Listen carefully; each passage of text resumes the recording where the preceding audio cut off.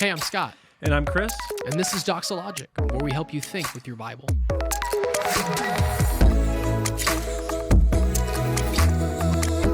Is a nativity scene technically a graven image? How should we use these reverently within the holiday season?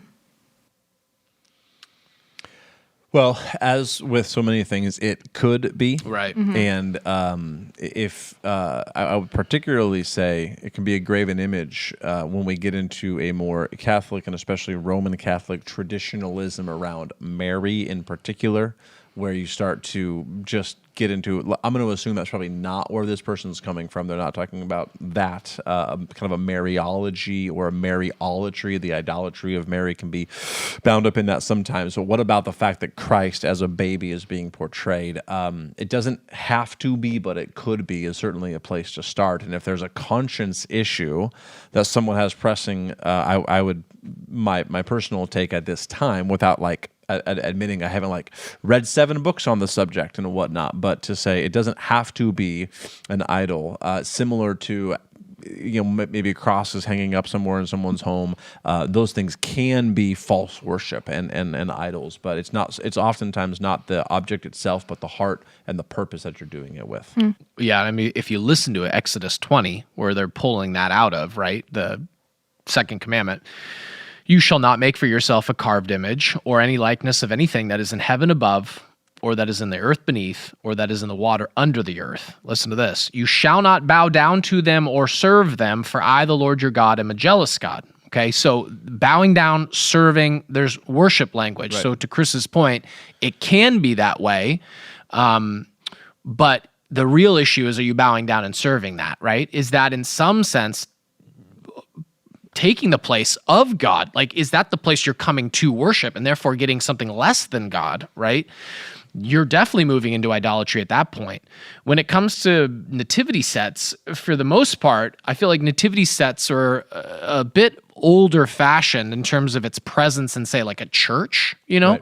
Like I think in older churches, they would maybe have one out front, but the truth is where you see nativity sets these days are in Chris's front yard, but in other people's front yards too, so they're not as prevalent in kind of in most churches you're going to walk into today. You're probably not going to see a nativity set set up for the Christmas season. It's just not as common. So where does that take place? It takes place in people's yards as they decorate. It takes place inside the house as they, put up different figurines and all that stuff. I would call it these days in our cultural moment right now, it's a uniquely Christian representation. If you choose to put one like in your front yard or something, that this is what you're doing the season for. That's not the only way to express it, right? But in a so many neighborhoods, it's lights, it's snowman and angels and whatever. Even the angels are like, that's so generic, it doesn't say much. But you get a representation of what Christmas is about, and even as a silent demonstration, this house believes in the Lord Jesus and is worshiping Him for the fact that He came, not bowing down to the thing, right, but pointing to the fact as a small, I'll grant, but way to testify that those specifically, this is where we are as a house. Which is interesting because it reminds me of something C.S. Lewis said about when he was an atheist. He looked on the Christian religion and its expressions of it. Think denominations, right? Think of all the kind of slivers and splices of Christianity.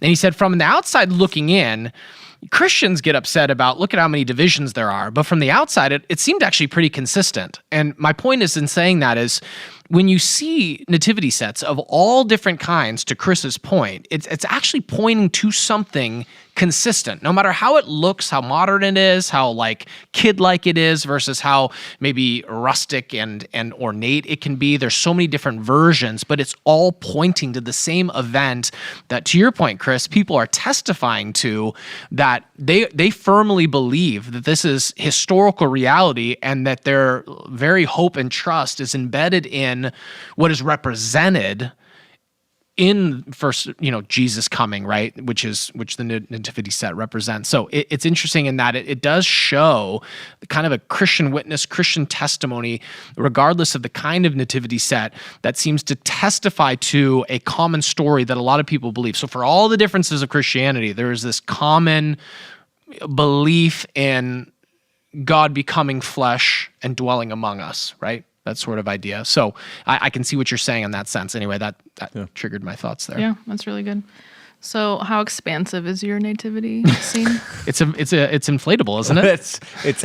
I'd like to know Yes. how many Do you are blow it up? represented. Do you like? I do you, don't was it personally one of those, blow it one up. of those, you sit on it and you go like plugged this. in with a fan that. Oh, that- you got- c- oh. Come on, man. You know what? I don't have to stand for this anymore. Okay, I feel. No, I'm kidding. I do. I'm so glad Bree asked it. I didn't even ask. I love a good inflatable in my front yard. In fact, there are a few of them. I love it. Please, can we pull that quote? I baby love a good Jesus- inflatable. Jesus and Mary and Joseph are among the inflatable things Cool. at our house. Yes. You've been listening to Doxalogic, a podcast by Doxa Church in Rockland, California. To learn more, visit us online at doxa.church.